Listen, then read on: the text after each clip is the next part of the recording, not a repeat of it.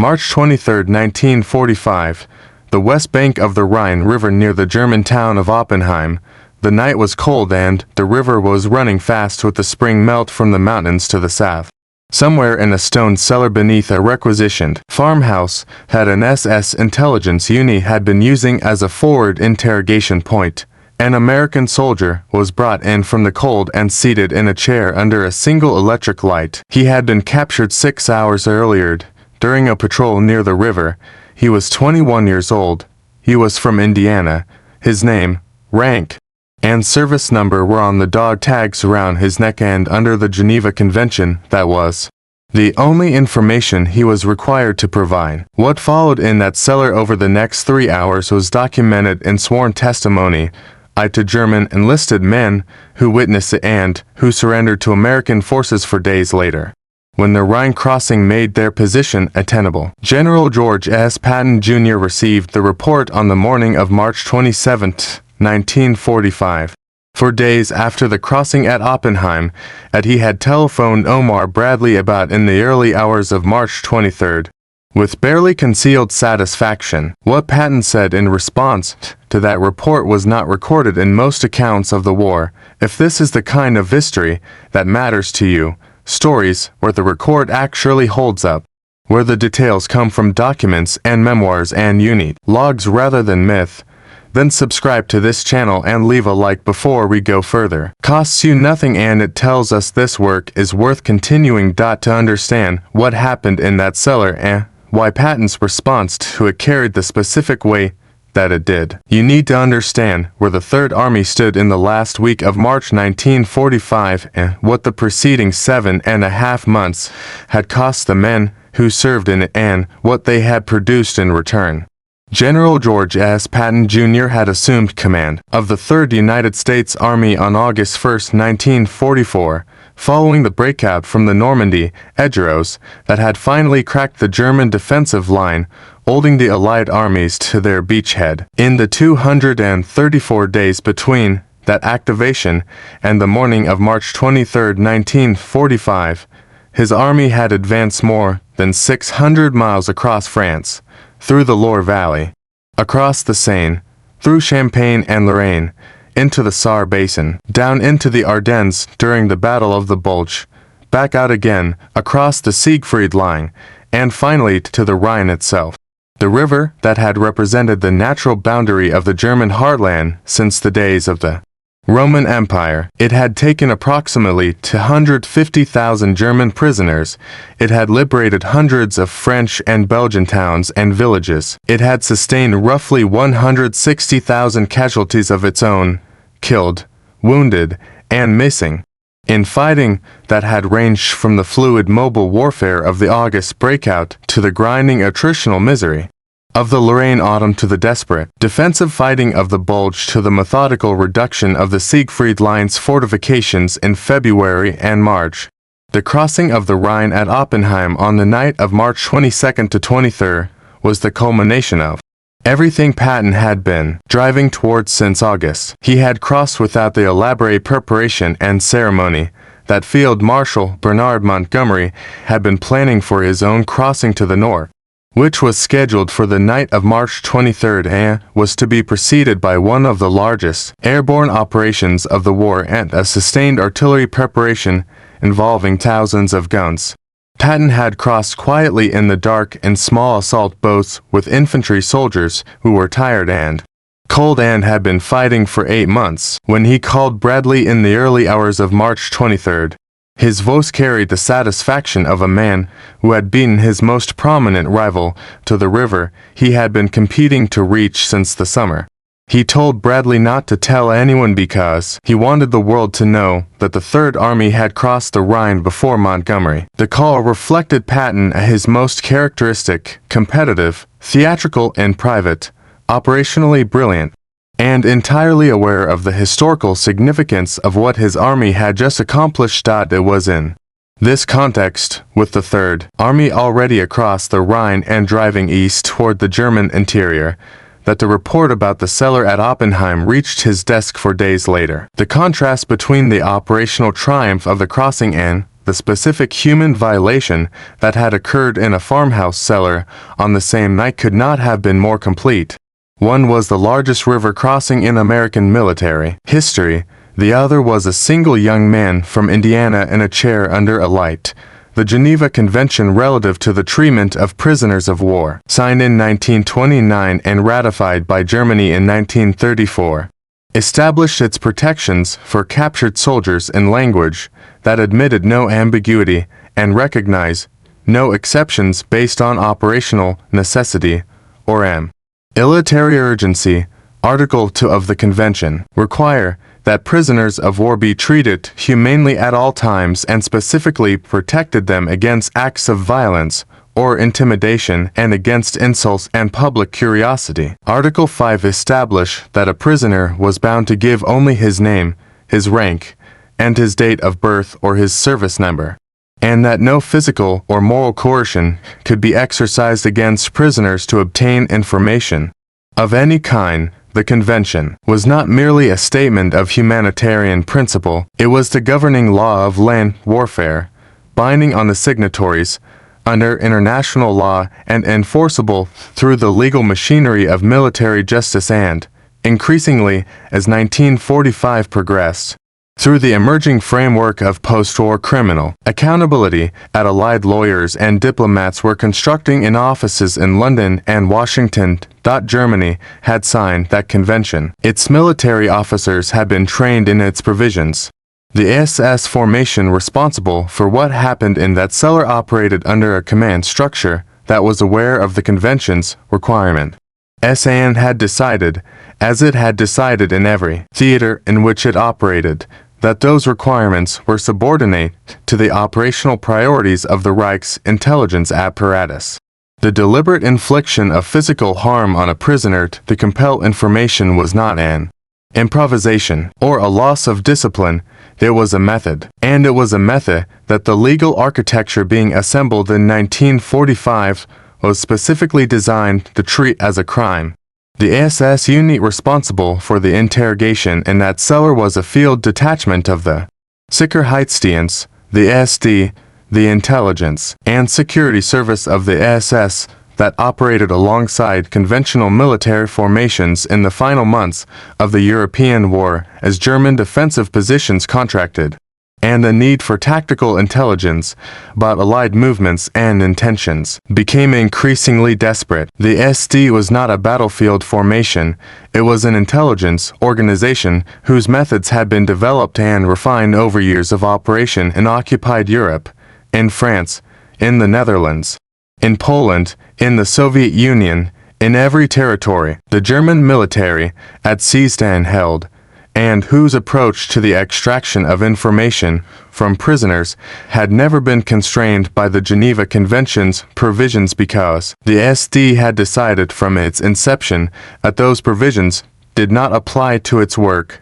The officer commanding the detachment at Oppenheim was an SS Hauptsturmführer, a rank equivalent to captain, named in the sworn statements of the two German witnesses as Wolfgang Steinert, 34 years old, from Dresden. He had joined the SS in 1936 and had served in the SD's intelligence operations in France from 1940 onward, working in the network of interrogation and surveillance that the German occupation apparatus had built across the country to identify and neutralize resistance members, Allied agents, and anyone whose activities threatened the stability of the occupation. He had never served on the Eastern Front. He was not a combat soldier in the conventional sense. He was an administrator of coercion, a man whose professional expertise was the application of pressure to human beings until they produced the information his organization required.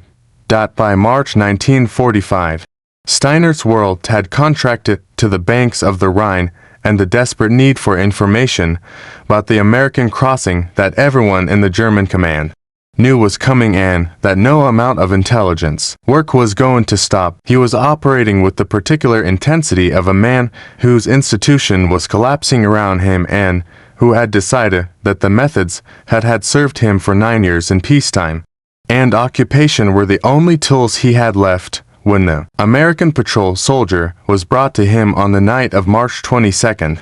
Steinert applied those methods with the systematic efficiency of a professional who had never been given any institutional reason to believe they were wrong. The two German witnesses who eventually gave sworn statements to American investigators were enlisted men, a corporal and a private, who had been assigned as guards at the farmhouse and who had been present in the cellar during the interrogation. Their accounts, taken separately and independently by a JAG officer in late March 1945, were consistent in every material particular.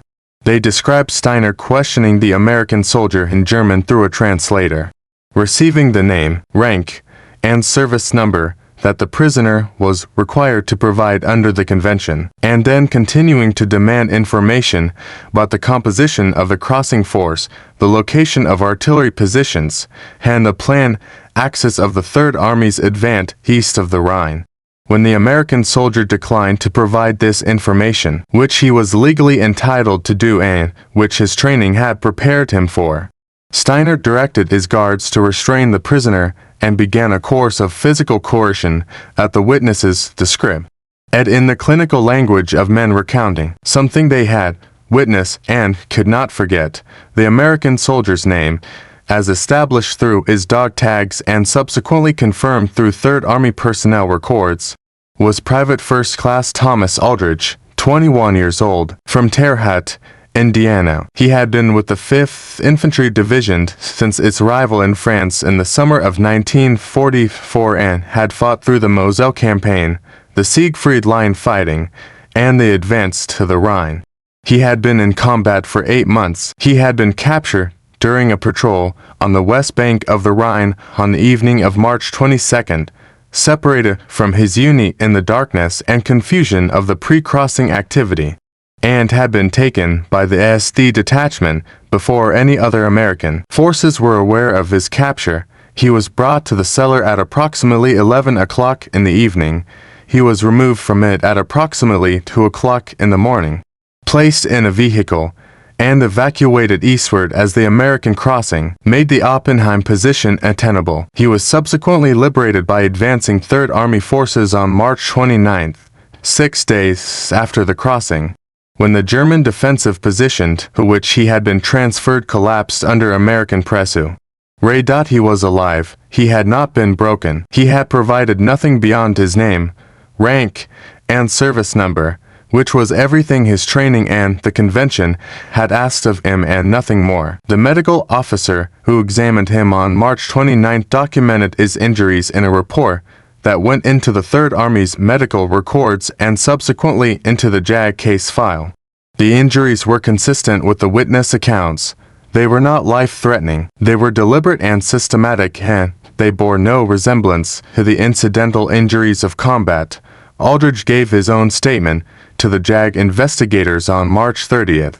One day after his liberation, he was composed and precise, a quality that the investigating officer noted in his report and that he attributed to the particular steadiness of a man who had decided what he was going to say, and had held to it for 6 days in German custody. His account confirmed the witness testimony in every detail. He identified Steinert from a photograph recovered from the SD detachment's abandoned files. He described the questions he had been asked and the answers he had given, which were 3 things only: his name, his rank, and his service number, repeated each time he was asked anything else. He said in his statement, in a sentence that the JAG officer recorded verbatim because he understood it deserved to be preserved exactly, that he had known what they wanted and had known what he was allowed to give them and had given them only, that George Smith Patton Jr. was 59 years old in March of 1945. He had graduated from West Point in 1909 after struggling through his first year and forcing himself through the mathematics that had nearly ended his military career before it began. He had served under Pershing in Mexico in 1916, commanding a small engagement at the Rubio Branch that earned him his first reputation for personal courage. He had commanded a tank brigade in France in 1918, been wounded at the Meuse-Argonne, and spent the interwar decades studying armor, reading military history in 3 languages, and constructing the command persona that made him by 1940 for the most recognizable American ground commander of the war, the ivory handle revolvers, the lacquered helmet, the speeches that were equal parts inspiration and controlled provocation. These were instruments, deliberately built projections of that he had developed over decades because he believed a commander's character had to be visible and felt at the lowest level of his army. He was also the man who had nearly destroyed that career into hospitals in Sicily in August of 1943. On August 3rd, at the 15th Evacuation Hospital, he had struck a soldier named Private Charles Cole whom he believed was avoiding combat. On August 10th, at the 93rd Evacuation Hospital, he had struck another soldier, Private Paul Bennett, in the same belief. The incidents became public through the reporting of correspondent Drew Pearson in November 1943, and produced a wave of outrage in the United States and among Allied governments that very nearly ended Patton's command permanently. Eisenhower had kept him, but the cost was real and lasting. Nearly a year in effective exile commanding a fictitious army group for the Normandy deception, public apologies delivered to assembled troops, a diary entry that recorded his remorse in the same blunt language he used for everything, acknowledging what he had done without excusing it and noting with characteristic directness that he had paid for it in the currency that mattered most to him, time and command. The irony of his position in late March 1945, reading a report about a systematic course of physical coercion applied to an American and prisoner in a German cellar was one that his staff understood without needing to articulate it. He was a man whose career had been devastated for striking soldiers in a hospital, acting on an impulse of anger in a moment that lasted seconds. He was now reading about a man who had applied physical coercion to a prisoner methodically, deliberately, over 3 hours, as a professional exercise, and who had done so in the name of an army that had signed the same convention Patton's army was bound by. Major General Hobart Gay, Patton's chief of staff, was present when Patton read the full report and the witness statements on the morning of March 27. Gay's diary records the moment with the economy of a man who had been recording Patton's reactions to difficult information for 8 months and who had learned to distinguish between the reactions that were performance and the reactions that were real. Gay wrote that Patton read the statements carefully, that he set them down when he was finished, and that he was quiet for a moment before he spoke. Gay wrote that his voice when he spoke was level in the way those who knew him well recognized as the register he used when something had reached past the performance to the person underneath it. Patton said, according to Gay's diary entry for March 27, 1945, that the man in that cellar had given them exactly 3 things, and that was all the law required of him and all his training had asked of him, and that what had been done to him for giving only those 3 things was going to be charged, documented, and prosecuted with the same completeness at the Third Army brought to everything else, and that the file was going to be thorough enough to survive any court in the world that chose to examine it. He then directed Gay to ensure that the JAG section had everything it needed and returned to the operational matters that were consuming its headquarters. The advance east of the Rhine was accelerating. The war had perhaps 6 weeks remaining, but the instruction had been given. The case file that the Third Army's Judge Advocate General section built around Wolfgang Steiner and the interrogation in the cellar at Oppenheim was, in the specific legal context of March 1945, a document that reflected both the maturity of the Third Army's war crimes investigation practice and the broader transformation that Allied legal thinking had undergone in the 9 months since the Normandy landings. The JAG officer assigned to the case was a major whose civilian background was in federal criminal law, a man who had been practicing in Chicago before the war ended, who had been assigned to the Third Army's legal section in September 1944. He had spent the autumn and winter building cases from survivor testimony and captured documents, and the occasional piece of physical evidence that the chaos of a fast-moving campaign made available. By March 1945, he was experienced in the specific demands of war crimes documentation in a way that no law school curriculum had prepared him for and that only months of practice in the field could produce. He built the Steiner case around three pillars. The first was the testimony of Thomas Aldrich himself, whose sworn statement was precise, consistent, and delivered by a man who had demonstrated under extreme pressure that he understood exactly what the law required of him and had held to it without exception. The second was the corroborating testimony of the two German witnesses, the corporal and the private, who had been present in the cellar and whose independent accounts confirmed Aldrich's in every material particular. The third was the documentary evidence recovered from the SD detachment's abandoned files, which included an interrogation log that recorded the session with Aldrich by date and time and noted in the clinical administrative language of the SD apparatus that the subject had been uncooperative and that enhanced methods had been authorized and applied. The SD had documented its own crime in its own records. The JAG officer noted in his case summary, preserved in the Third Army's records at the National Archives in College Park, Maryland, that he had prosecuted civilian criminal cases for 15 years and had never encountered a situation in which the defendant's own administrative paperwork was the strongest piece of evidence against him.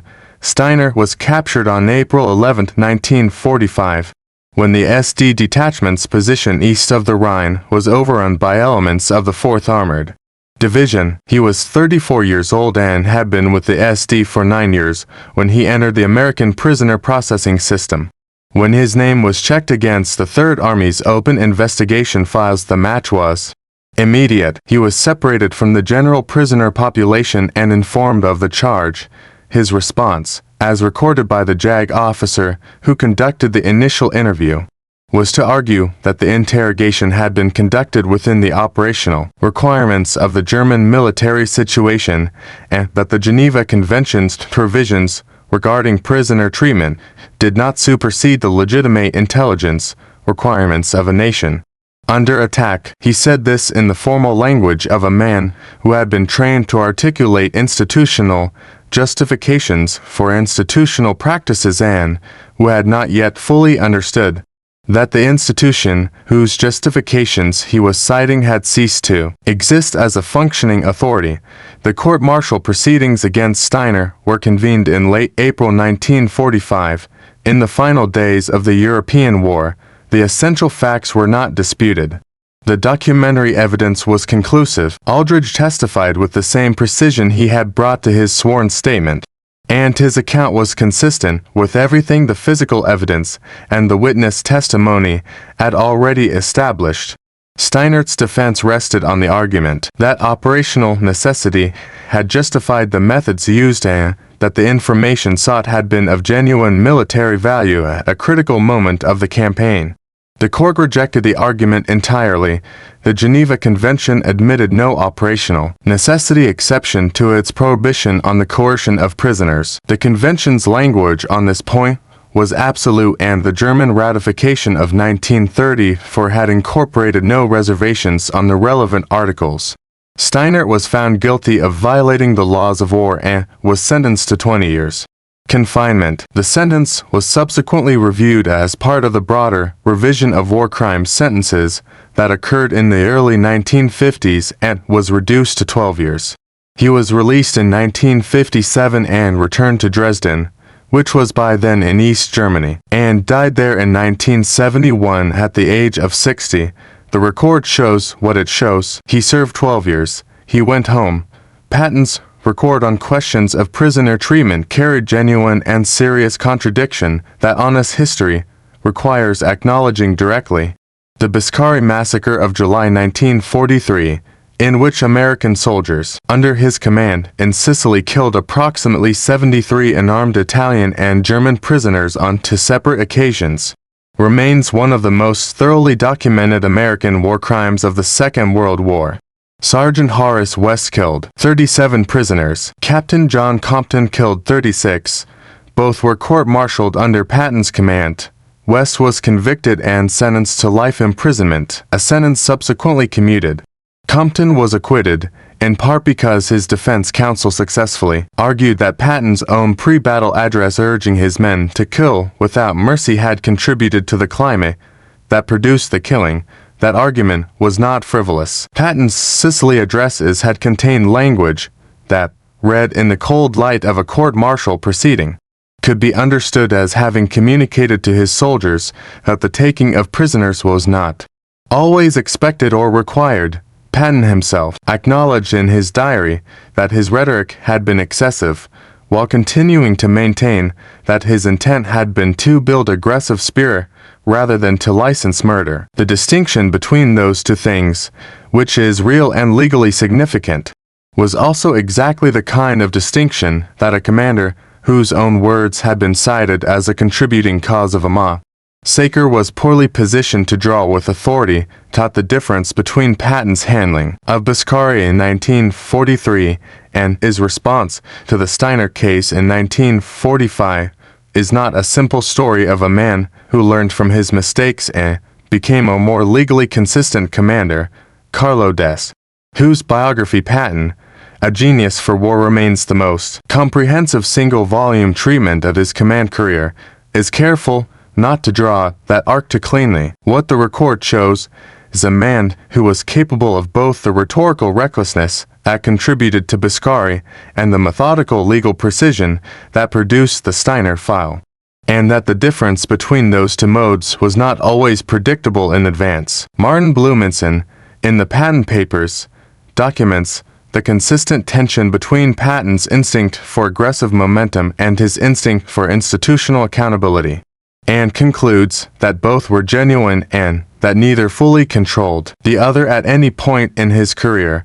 What is consistent across both moments, and what the March 1945 incident illustrates with particular clarity, is Patton's understanding of command responsibility. He knew that what happened in his theater reflected on him, that the conduct of his army was his responsibility, and that when that conduct fell below the standard the law required, the response had to be institutional and documented rather than personal and informal. He was not always consistent in applying that understanding, but in the cases where he applied it with a thoroughness that produced legal records that outlasted the war and contributed to the post-war framework of international humanitarian law in ways that his more famous operational achievements did not. Thomas Aldridge was discharged from the United States Army in November 1945 and returned to Terre Haute, Indiana. He worked for 34 years as a machinist at a manufacturing plant and raised two sons and a daughter. He gave one interview about his wartime service to a local newspaper in 1979, in which he described his capture and captivity in terms that were measured and without drama. He said that he had known what he was supposed to say and had said only that. He said that the Army had handled what happened correctly. He did not mention Steiner by name. He died in 1998 at the age of 74. The case file that the JAG major from Chicago built around his testimony, Steiner's interrogation log, and the witness statements of two German enlisted men who had been standing guard in a farmhouse cellar on the night of March 22, 1945, is preserved at the National Archives in College Park, Maryland, in the records of the 3rd United States Army. General Gay's diary, which recorded Patton's response on the morning of March 27, is held at the Virginia Military Institute Archives in Lexington, Virginia. Martin Blumenson's The Patton Papers provides the broader context for Patton's legal instincts throughout the campaign. Carlo D'Este's biography situates those instincts within the larger contradictions of his command character.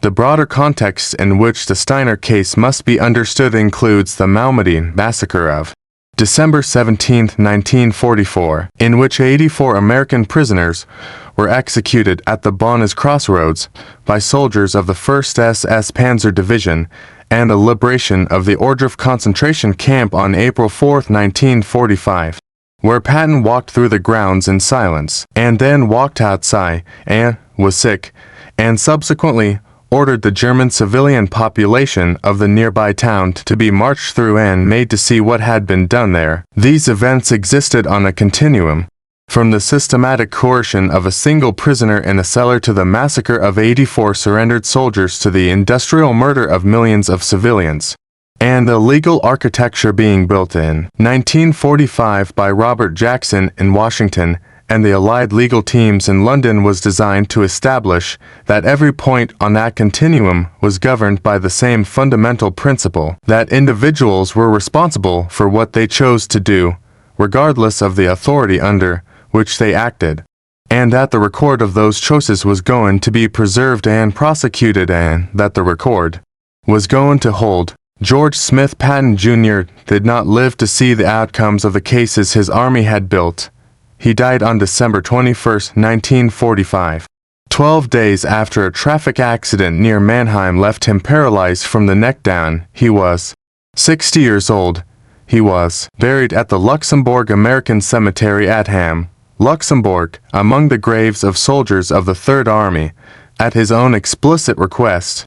His grave is marked with a standard white cross identical to the crosses of the men around him. He asked to be among his soldiers. He was. The laws of war are not self-enforcing. The Geneva Convention of 1929 did not protect Thomas Aldrich in that cellar. The red cross on his dog tags did not protect him. The German ratification of 1934 did not protect him. What eventually produced accountability for what was done to him was a series of individual decisions made by individual people who understood that the record mattered and who acted on that understanding, the JAG major who built the file, the two German enlisted men who told the truth about what they had witnessed, Thomas Aldrich himself, who gave them exactly 3 things and nothing more for 6 days in German custody, and then described what had happened to him with the precision of a man who trusted that the system would respond, and the general who was running an army across the Rhine in the final weeks of the most destructive war in human history, who stopped long enough to say that the file was going to be complete and that the name was going to be attached to what had been done and that this was not going to disappear. It did not disappear. That is what the record can give. It is not always enough, but it is what the record can give, and someone has to insist on it. Remember Thomas Aldrich. Remember what he gave them. Remember what it cost him, and remember that someone wrote it down.